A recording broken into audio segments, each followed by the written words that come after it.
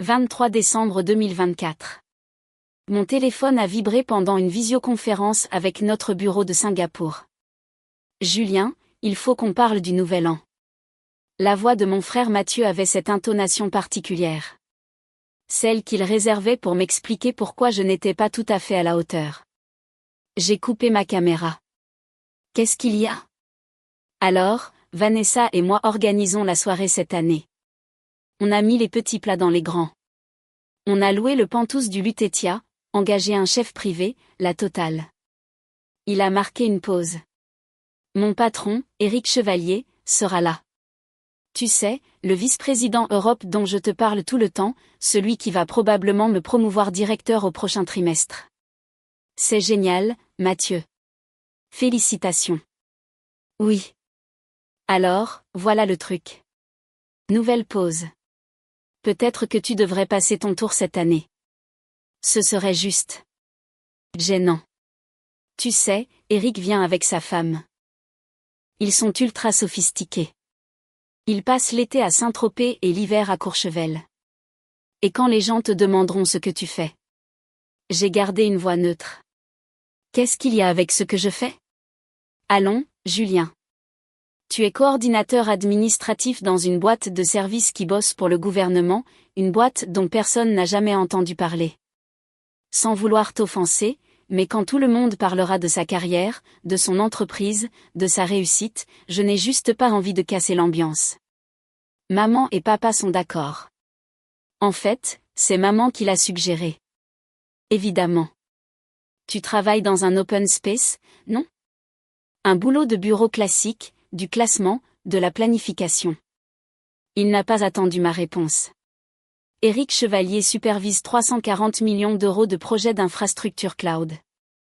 Vanessa vient d'être nommée associée dans son cabinet d'avocat. Mon pote de fac a vendu sa start-up pour 80 millions. Ton job, ce serait juste embarrassant. Par la fenêtre de mon bureau, je pouvais voir la tour Eiffel. Mon assistante a frappé doucement, me tendant un dossier estampillé « Secret défense ». Je comprends, ai-je dit calmement. Tu n'es pas fâché? Non, Mathieu. Passez une excellente soirée. T'es le meilleur petit frère. On se fera un truc en janvier, juste nous deux. Peut-être un burger ou un truc simple. J'ai raccroché et réactivé ma caméra. Toutes mes excuses. Où en étions-nous concernant le contrat avec le gouvernement malaisien? Laissez-moi vous ramener 3 ans en arrière pour que vous compreniez comment nous en sommes arrivés là. J'ai été diplômée de Polytechnique à 20 ans avec une double spécialisation en informatique et en ingénierie électrique. Non pas que j'étais un prodige. J'ai juste validé les prérequis par équivalence et pris un maximum de cours. Pendant que Mathieu s'occupait de son BDE et enchaînait les soirées étudiantes, je développais des algorithmes de cryptage quantique au laboratoire.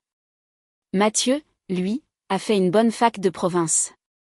De bonnes notes, une vie sociale encore meilleure, et un talent exceptionnel pour gérer les apparences.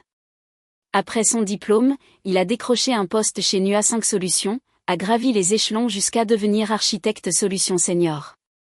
Il gagnait bien sa vie, probablement 140 000 euros de base, peut-être 180 000 euros avec les primes. Il a acheté un bel appartement et pris une BMW série 5 en leasing. Maman adorait réciter ses exploits. Mathieu vient de signer un contrat avec une entreprise du CAC 40. Mathieu est pressenti pour un poste de directeur. Mathieu prend tellement bien soin de Vanessa. Il cherche une maison du côté de Versailles. Quand j'ai eu mon diplôme, maman m'a demandé, alors, quel genre de poste tu cherches? Quelque chose avec de bons avantages? Peut-être dans la fonction publique, vu que tu ne supportes pas vraiment la pression du privé. J'avais déjà reçu 6 offres. Thales me voulait pour leur système d'armement. Airbus Defence and Space m'offrait 180 000 euros pour commencer dans les communications par satellite. Google me voulait dans leur division d'informatique quantique. Au lieu de ça, j'ai accepté un poste chez Siferia Défense, une entreprise de services du numérique spécialisée dans la défense, dont personne n'a entendu parler parce que nous ne faisons pas de publicité. Mon titre, coordinateur administratif, division des services techniques. Mon vrai travail, Concevoir des systèmes de communication inviolables pour des gens dont vous ne connaîtrez jamais le nom. Mon salaire de départ, 240 000 € de base plus des stock options. Mon niveau d'habilitation, très secret défense avec accès spécial compartimenté. Cela signifiait que je ne pouvais pas dire à ma famille ce que je faisais réellement, où je travaillais, ni pour qui. Maman a vu, coordinateur administratif, et a cessé de poser des questions.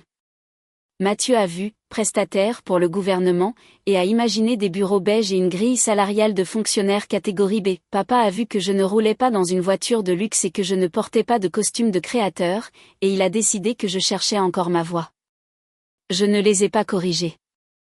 En partie à cause de ma clause de confidentialité en béton armé. En partie parce que j'étais curieux de voir combien de temps il leur faudrait pour poser de vraies questions. 3 ans plus tard, j'avais ma réponse, jamais. À 23 ans, j'ai conçu le protocole de cryptage désormais utilisé par le Quai d'Orsay pour les communications diplomatiques classifiées. Le contrat s'élevait à 53 millions d'euros sur 5 ans.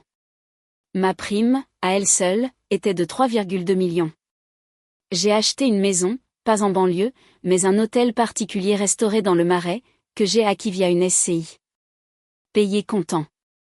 Les registres de propriété indiquaient DK Holdings SCI comme propriétaire. Ma famille n'a jamais su. Je conduisais une Peugeot 208 de 7 ans. Je portais des vêtements de chez The Couple et Uniqlo. Je faisais profil bas.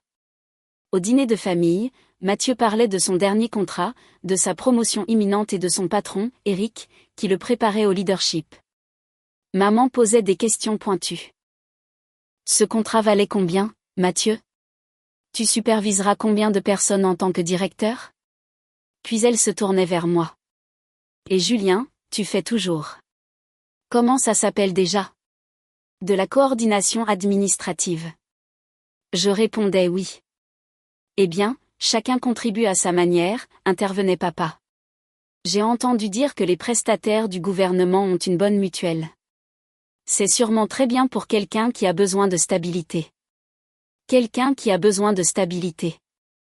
Traduction, quelqu'un qui n'a pas réussi dans le vrai monde. À Noël dernier, Mathieu a amené Éric Chevalier dîner. Éric était exactement comme on pouvait s'y attendre. Costume impeccable, poignée de main ferme, prestance autoritaire. Il a passé 20 minutes à discuter de la stratégie d'expansion de NUA 5, de leur nouveau partenariat avec Microsoft, de leur pipeline d'innovation. Et vous, Julien, m'a demandé poliment Éric. Que faites-vous? Je travaille pour un prestataire du gouvernement. Coordination technique. Ah, d'accord. Ce ton particulier qui signifiait que la conversation était terminée. Un travail important, j'en suis sûr. Mathieu avait même fait un clin d'œil à Éric. Un clin d'œil qui disait, ouais, mon petit frère ne joue pas tout à fait dans la même cour que nous. Je m'étais excusé, j'étais allé aux toilettes et j'avais consulté mon téléphone. Un email du directeur de la DGSE. Approbation du protocole confirmé. Déploiement dans toutes les agences d'ici le premier trimestre. Travail exceptionnel.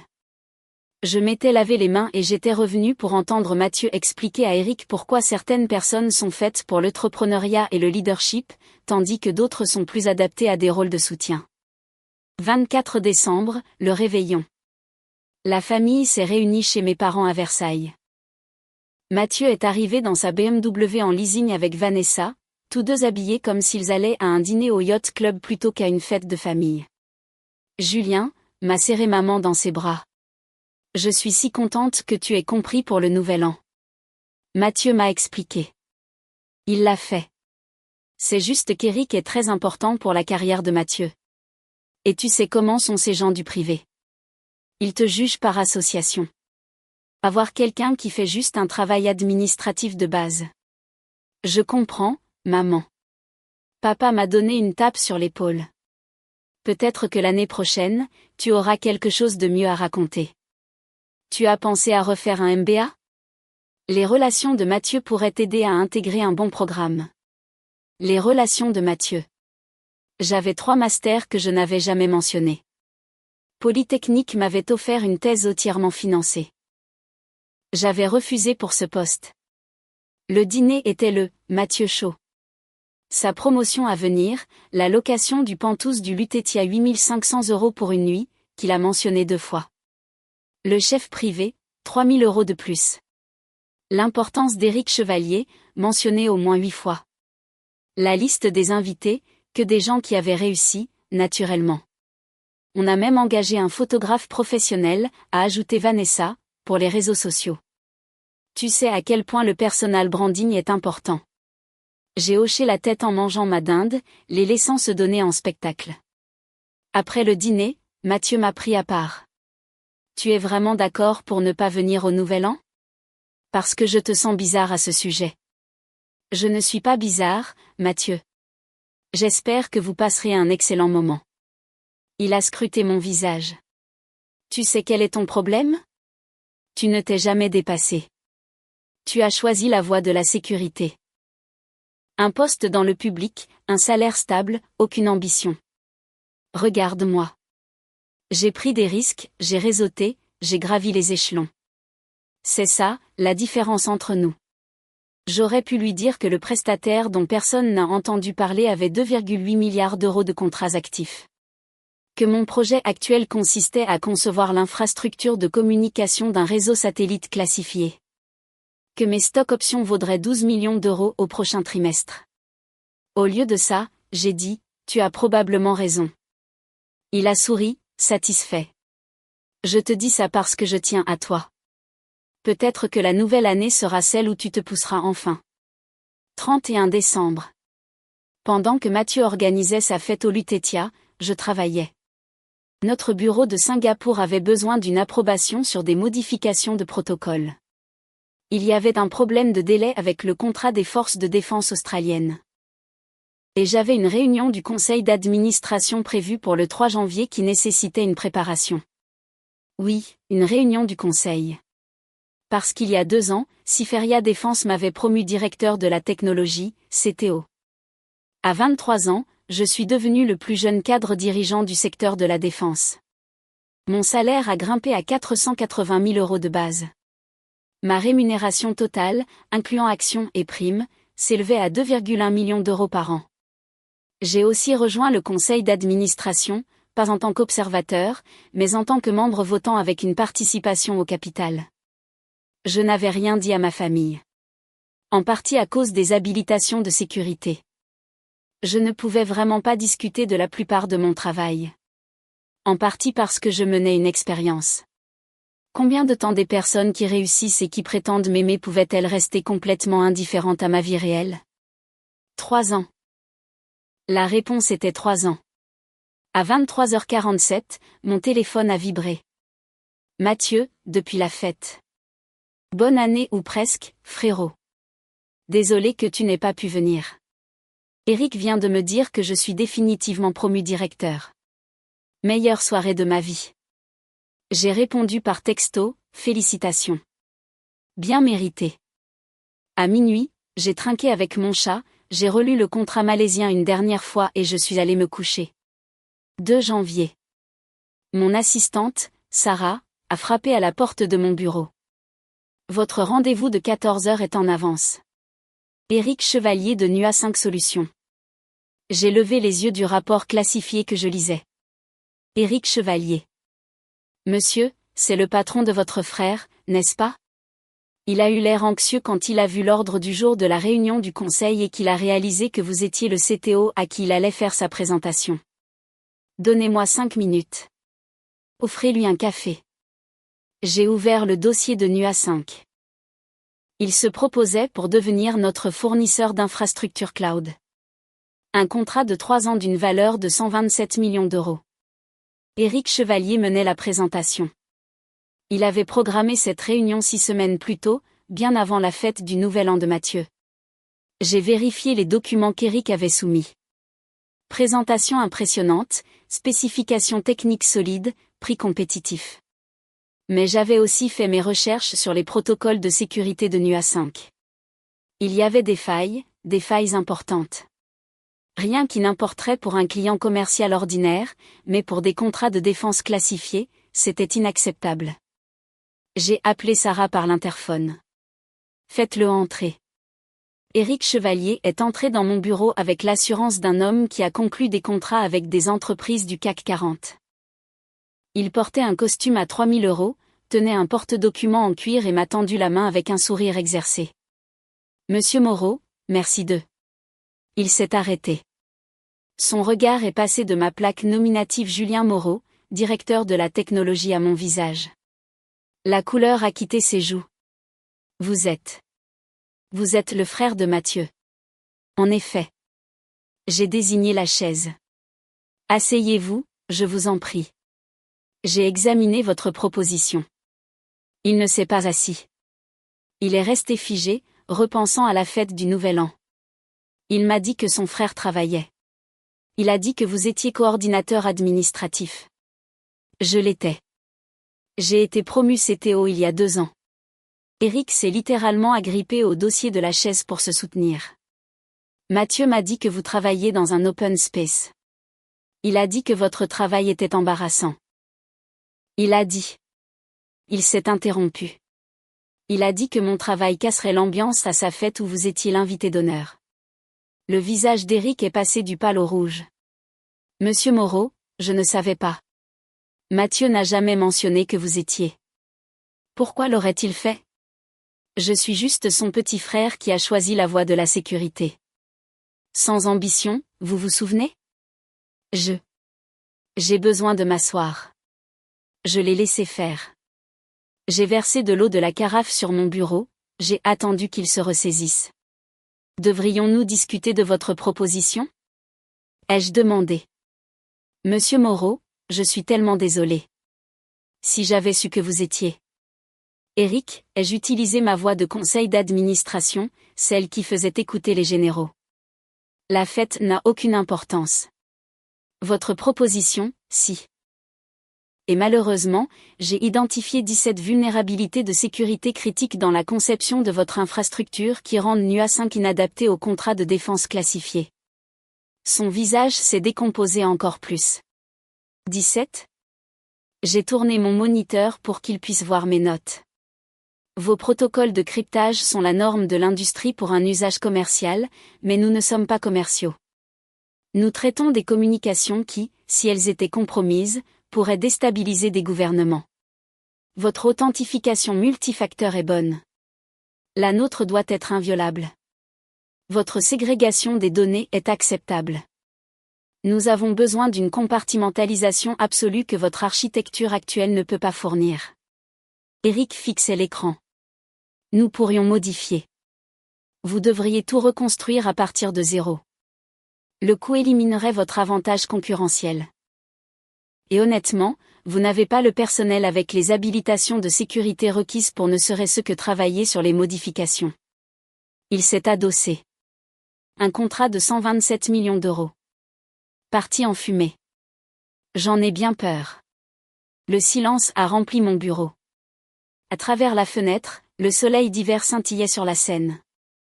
Est-ce que Mathieu sait? A finalement demandé Éric. Ce que vous faites réellement. Non. Pourquoi? Il n'a jamais demandé. Éric a digéré l'information. Il parle de vous parfois, toujours avec cette condescendance. Mon petit frère cherche encore sa voie. Certains excellent à l'école mais ne supportent pas le monde réel. Je pensais. Nous pensions tous que vous aviez des difficultés. Je sais ce que vous pensiez. Monsieur Moreau. Je dois vous dire quelque chose. Éric s'est penché en avant. Mathieu se positionne pour le poste de directeur. Une partie de son argumentaire auprès de moi était qu'il venait d'une famille de gens qui réussissent, que le succès était dans son ADN. Il s'est spécifiquement mis en opposition avec vous, disant qu'avoir un frère qui s'était contenté de la médiocrité le rendait encore plus déterminé à exceller. Il m'a utilisé comme contre-exemple. Parfait. Il a aussi, a continué Éric, l'air profondément mal à l'aise, il m'a dit qu'il vous donnait parfois des conseils de carrière, qu'il essayait de vous inspirer à viser plus haut. Il a mentionné un programme de MBA. Mon Dieu. Éric a mis sa tête dans ses mains. Monsieur Moreau. Julien, je suis tellement désolé. La façon dont il a parlé de vous au dîner, à la fête, au bureau. Si j'avais su que vous étiez un cadre dirigeant chez l'un des prestataires de défense les plus prestigieux du pays, vous auriez... Quoi? Vous m'auriez traité différemment? J'aurais empêché qu'il soit si publiquement irrespectueux envers quelqu'un qui a accompli plus à 23 ans que la plupart des gens dans toute leur carrière. J'ai presque eu pitié d'Eric. Il avait l'air sincèrement mortifié. Voici ce qui va se passer, ai-je dit. Je rejette la proposition de NUA 5. Ce n'est pas personnel. Votre architecture de sécurité ne répond vraiment pas à nos exigences. Je vous enverrai des notes détaillées expliquant pourquoi. Peut-être pourrez-vous les utiliser pour vous améliorer pour d'autres clients. Je comprends. Quant à Mathieu, c'est entre ma famille et moi. Ce qui s'est passé à votre fête du Nouvel An, ce qu'il a dit dans votre bureau, ce n'est pas votre responsabilité. Mais la promotion qui l'attend. Est-elle basée sur le mérite ou sur l'hypothèse qu'il décrocherait ce contrat? Eric a grimacé. En partie sur le contrat. Il est bon dans son travail, mais signer avec Siferia Défense devait être sa grande victoire. La preuve qu'il pouvait conclure des contrats majeurs. Alors évaluez-le sur son mérite réel, pas sur un contrat qu'il n'a pas conclu. C'est juste. Eric s'est levé. Pour ce que ça vaut, je pense que votre frère est sur le point d'apprendre une leçon très dure sur les idées préconçues. 3 janvier, 14 h. La réunion trimestrielle du Conseil. Notre salle de conférence pouvait accueillir 18 personnes, 15 membres du Conseil, la PDG Patricia Valois, le directeur financier Jacques Martin, et moi. La salle était conçue pour impressionner. Vue panoramique, technologie qui coûtait plus que le salaire annuel de Mathieu, mobilier qui murmurait le pouvoir. Patricia a ouvert la séance. Nous commencerons par la présentation d'Éric Chevalier, puis nous passerons aux approbations de contrat.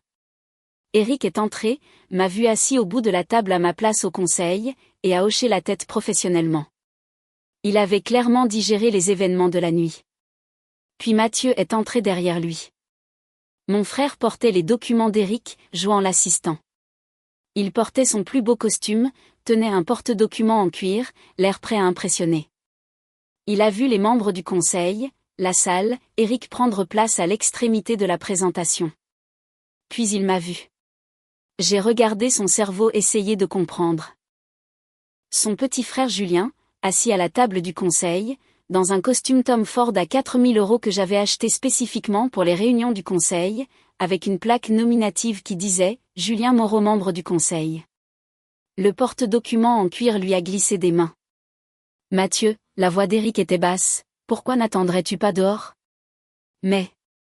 tu avais dit que je pouvais observer la présentation, que ce serait une bonne expérience pour... » Les plans ont changé. « S'il te plaît, attends dehors. » Mathieu n'a pas bougé. Il me fixait comme si j'étais un hologramme qui pouvait disparaître. « Salut, Mathieu, ai-je dit calmement. Tu es. C'est. Tu travailles ici ? Oui. Tu es au conseil d'administration ? Oui. Patricia est intervenue. Monsieur Moreau, y a-t-il un problème ? Non, madame. Eric, devrions-nous continuer ? La présentation d'Eric a été professionnelle malgré les circonstances. Il a reconnu que l'infrastructure actuelle de NUA 5 ne répondait pas à nos exigences de sécurité. Il nous a remerciés de les avoir considérées. Il a accepté le rejet avec grâce. Mathieu est resté debout contre le mur tout le temps, son visage passant par toutes les couleurs, comme un feu de signalisation défectueux. Quand Eric a terminé, Patricia a dit « Merci pour votre temps. Julien vous enverra des notes techniques détaillées. » En sortant, Eric a posé une main sur l'épaule de Mathieu, le guidant vers la sortie. Mon frère s'est retourné une fois vers moi, son expression indéchiffrable. La réunion a continué. Nous avons approuvé le contrat avec le gouvernement malaisien, 340 millions d'euros sur 7 ans. Discuter de l'expansion avec les forces de défense australiennes.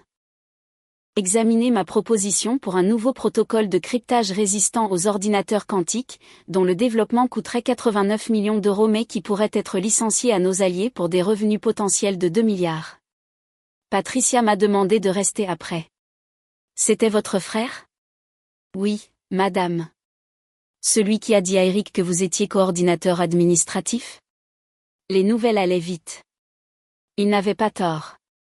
J'étais coordinateur administratif. J'ai juste évolué. Elle a souri légèrement.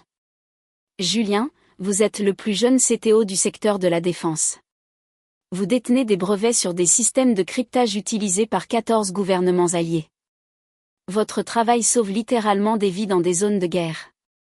Et votre famille pense que vous travaillez dans un open space. Ils n'ont jamais demandé ce que je faisais vraiment. Vous ne leur avez jamais dit. Non, madame. Pourquoi? J'y ai réfléchi. Je voulais voir s'il m'aimait assez pour être curieux. Il s'avère que la réponse est non. Patricia, qui avait été directrice adjointe de la DGSE avant de rejoindre Siferia Défense, a hoché lentement la tête. Mon père m'a dit que les femmes ne pouvaient pas supporter la pression des postes de direction. Quand j'ai été nommée directrice adjointe, je ne le lui ai pas dit. Je voulais qu'il me pose des questions sur ma vie, qu'il montre de l'intérêt. Il ne l'a jamais fait. Que s'est-il passé? Il a lu ma nomination dans Le Monde. Il a appelé pour me féliciter. Je lui ai dit, tes félicitations ont 15 ans de retard. Mon téléphone a commencé à sonner à 16h47. Mathieu, 23 appels manqués. Maman, 16 appels manqués. Papa, 8 appels manqués. Vanessa, 5 appels manqués. Les messages vocaux étaient spectaculaires. Mathieu, putain, c'est quoi ce bordel? Julien, tu es CTO? Tu es au conseil? Tu sais ce que tu viens de me faire? Eric est furieux. Il pense que je lui ai menti sur ton compte. Rappelle-moi. Maman, Julien, Mathieu est très contrarié. Il dit que tu l'as embarrassé devant son patron. Pourquoi ne nous as-tu rien dit sur ton travail? On aurait pu être si fiers. Appelle-moi immédiatement. Papa, mon fils, il faut qu'on parle de cette situation avec Mathieu. Il dit que tu as saboté sa carrière. Ce n'est pas possible, n'est-ce pas? Je n'ai pas rappelé. Au lieu de ça, j'ai terminé mon travail, dîné avec mes vrais amis, des collègues qui savaient exactement ce que je faisais et qui étaient impressionnés par cela, et je suis rentré chez moi, dans ma maison du Marais. À 21h30, on a sonné à ma porte. Mathieu se tenait sur mon perron, Vanessa derrière lui. Il avait l'air d'avoir vieilli de 5 ans en 7 heures. Il faut qu'on parle. Je les ai laissés entrer. Vanessa a immédiatement commencé à examiner ma maison. Les boiseries d'origine que j'avais restaurées, les œuvres d'art que j'avais collectionnées, le mobilier qui coûtait plus cher que ce que son salaire d'avocate semblait lui permettre. Depuis quand? A demandé Mathieu. Depuis quand quoi? Depuis quand es-tu CTO? Depuis quand vis-tu ici? Depuis quand es-tu ce que tu es? CTO depuis 2 ans. J'habite ici depuis 3 ans. Je conçois des systèmes de communication classifiés depuis que je suis sortie de Polytechnique. Polytechnique? Tu as fait Polytechnique? Oui. Vanessa regardait une photo sur ma bibliothèque. Moi, avec Patricia Valois et le ministre des Armées lors d'une cérémonie à l'Élysée. C'est le président? L'ancien président. C'était il y a 2 ans. Mathieu s'est assis lourdement. Tu nous as laissé penser que tu étais un raté. Je vous ai laissé faire des suppositions. C'est différent. Tu ne nous as jamais corrigés. Mathieu, vous n'avez jamais demandé. En 3 ans, pas une seule fois tu n'as dit, Julien, parle-moi de ton vrai travail. Tu as vu mon titre et tu as tiré des conclusions. Tu as décidé que j'étais embarrassant. Tu m'as désinvité du Nouvel An parce que mon travail allait casser l'ambiance. Je ne savais pas. Tu ne voulais pas savoir. Aucun de vous ne le voulait. C'était plus facile d'avoir un raté dans la famille pour vous mettre en valeur par contraste. J'étais votre contre-exemple. Vanessa l'a interrompu. C'est de la vengeance. Tu as délibérément fait en sorte que Mathieu ait l'air stupide devant son patron. Non. Eric a programmé cette réunion il y a 6 semaines pour proposer son entreprise pour un contrat. J'ai examiné la proposition et je l'ai rejetée sur la base d'exigences techniques de sécurité que NUA 5 ne peut pas satisfaire. C'est mon travail. La présence de Mathieu était une coïncidence. Mathieu a explosé. Tu savais qu'il travaillait pour Eric. Tu aurais pu me prévenir, me préparer. Comme tu m'as prévenu avant de me désinviter du Nouvel An? Comme tu m'as préparé avant de dire à Eric que j'étais embarrassant? Il n'avait aucune réponse à ça. Voici ce qui se passe vraiment, ai-je continué. Tu es bouleversé parce que ton récit soigneusement construit vient de s'effondrer. Le frère que tu utilisais pour te faire paraître ambitieux a en fait plus de succès que tu n'en auras probablement jamais. Le travail dont tu te moquais paie 4 fois ce que tu gagnes. La vie que tu supposais médiocre est extraordinaire, et tu dois maintenant concilier cela avec 3 ans de condescendance. Je ne me cachais pas de vous, Mathieu. J'observais. J'observais pour voir si quelqu'un dans cette famille m'aimait assez pour poser de vraies questions sur ma vie, pour montrer un intérêt sincère, pour me traiter comme quelqu'un qui valait la peine d'être connu au-delà de vos suppositions. Ce n'est pas juste, a dit Vanessa. Tu as délibérément trompé tout le monde. Je n'ai jamais menti une seule fois. Chaque fois que quelqu'un m'a demandé ce que je faisais, j'ai dit « coordination technique pour un prestataire du gouvernement ». C'est exact. Je n'ai simplement pas élaboré parce que personne ne me l'a demandé. Le téléphone de Mathieu a vibré. Il y a jeté un œil et est devenu blême. Eric veut me voir demain matin, à la 1re heure. Bonne chance avec ça. Julien, s'il te plaît. Peux-tu l'appeler? Lui dire que c'était un malentendu. Lui dire que je ne savais pas. Pourquoi ferais-je ça? Parce que je suis ton frère. Le suis-je? Parce que d'habitude, les frères s'invitent au Nouvel An. Les frères ne se traitent pas d'embarrassants. Les frères s'intéressent à la vie de l'autre. Vanessa s'est levée. C'est cruel. Tu le punis pour une simple erreur. Ce n'était pas une erreur. C'était un schéma. Un schéma de 3 ans de mépris, de condescendance et de désintérêt. Et je ne punis personne. J'en ai juste assez de prétendre que ça n'a pas d'importance. Ils sont partis. Mathieu avait l'air brisé. Vanessa avait l'air furieuse. J'ai versé un verre de bar Armagnac cordage, une bouteille à 350 €, et je me suis assis dans mon salon. Mon téléphone a vibré. J'ai répondu. Allô? Julien, c'est maman.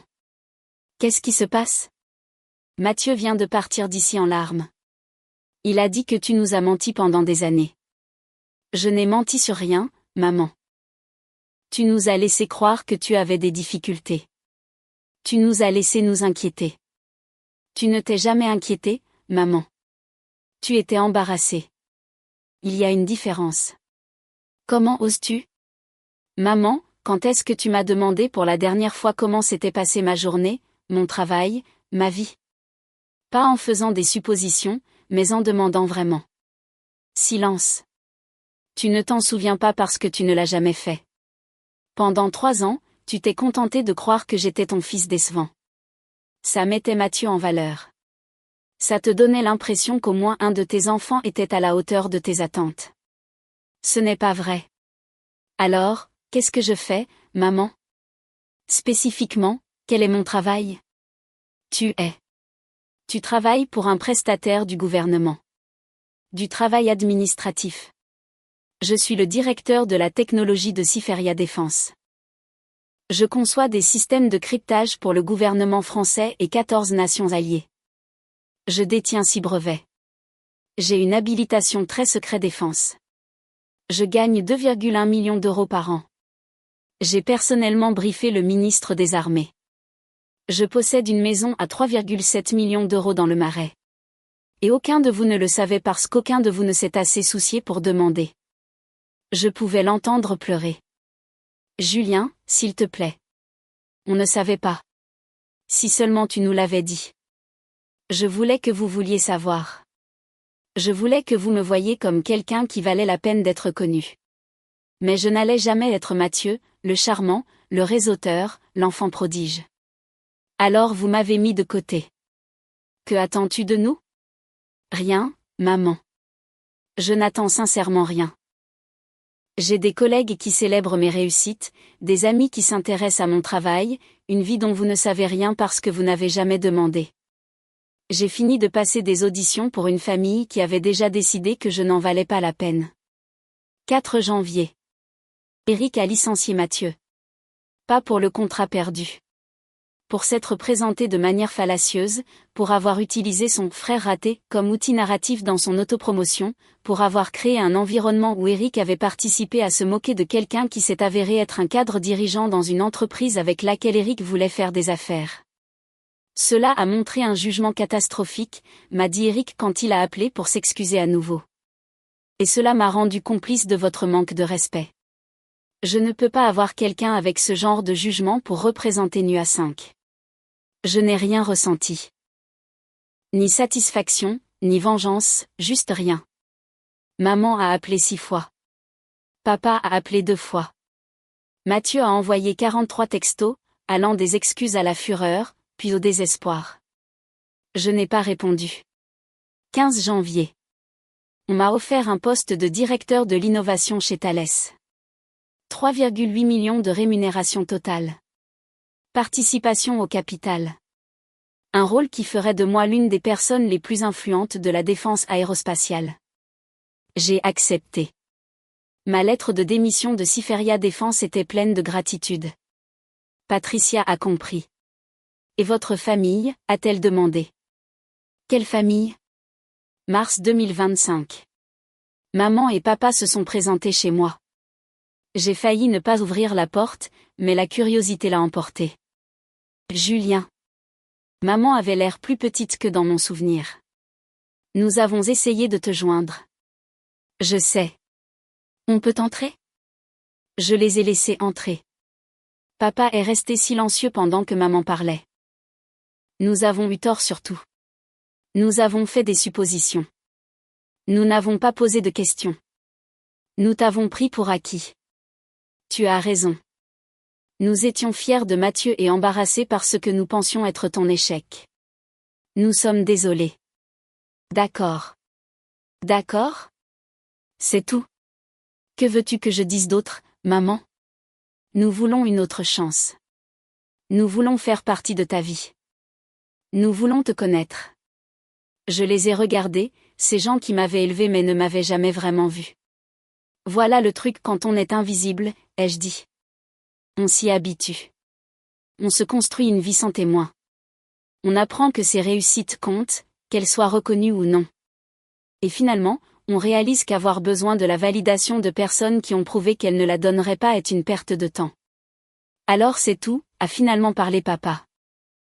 Tu nourrais de ta vie? Je ne vourrais pas de ma vie.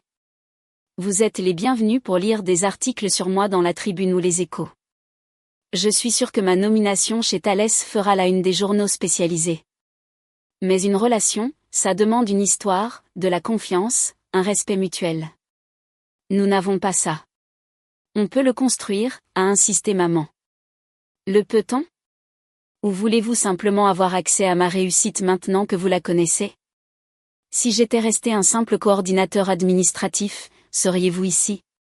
Aucun des deux n'a répondu. C'est bien ce que je pensais. Ils sont partis. Maman pleurait. Papa avait l'air en colère. Je n'ai rien ressenti. Numéro de septembre 2026 de Forbes. 31h30 de la tech d'entreprise. Ma photo, debout devant le site de Thales où nous venions de tester avec succès des communications par satellite résistantes aux technologies quantiques. L'article mentionnait que j'avais été le pionnier de protocoles de cryptage désormais utilisés par l'OTAN, que je détenais 14 brevets, qu'à 25 ans j'étais le plus jeune cadre dirigeant de l'histoire de la défense aérospatiale. Il mentionnait que j'étais extrêmement discret, que je donnais rarement d'interviews et que j'avais révolutionné les communications classifiées avec des innovations qui faisaient passer les systèmes précédents pour des jouets d'enfants. Il ne mentionnait pas ma famille, car lorsque le journaliste m'a posé la question, j'ai répondu: je n'en ai pas. Mathieu a essayé de se connecter avec moi sur LinkedIn. J'ai refusé. Maman a envoyé l'article de Forbes à des parents éloignés avec une note, tellement fière de Julien. Je n'ai jamais répondu. Lors de ma pendaison de crémaillère, j'avais acheté une deuxième propriété à Neuilly-sur-Seine pour 4,2 millions. Mes collègues ont porté un toast en mon honneur. Patricia était là. Le PDG de Thales, 3 sénateurs, l'ancien ministre des Armées. Quelqu'un a demandé si ma famille venait. Voici ma famille, ai-je dit en désignant la pièce. Les gens qui ont vu ce que je construisais et se sont assez souciés pour en faire partie. Plus tard, sur ma terrasse surplombant la Seine, Patricia a demandé « Des regrets ?»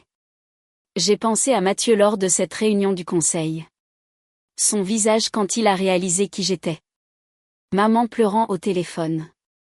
La colère de papa. Non, ai-je dit. On ne peut pas regretter d'avoir écarté des gens qui n'ont jamais vraiment été là pour commencer. C'est froid, a-t-elle observé. C'est honnête, ai-je corrigé. Mon téléphone a vibré. Encore Mathieu, d'un nouveau numéro. Maman est malade. Hôpital. Je pensais que tu devais savoir. J'ai supprimé le message. Patricia a vu mon visage. La famille? Non, ai-je dit. Juste des fantômes. J'ai levé mon verre aux gens qui étaient vraiment là. Ceux qui avaient posé des questions, célébré mes réussites, m'avaient vu comme quelqu'un qui valait la peine d'être connu. Les gens qui n'avaient jamais eu besoin que je leur prouve que je valais leur temps. Ma vraie famille.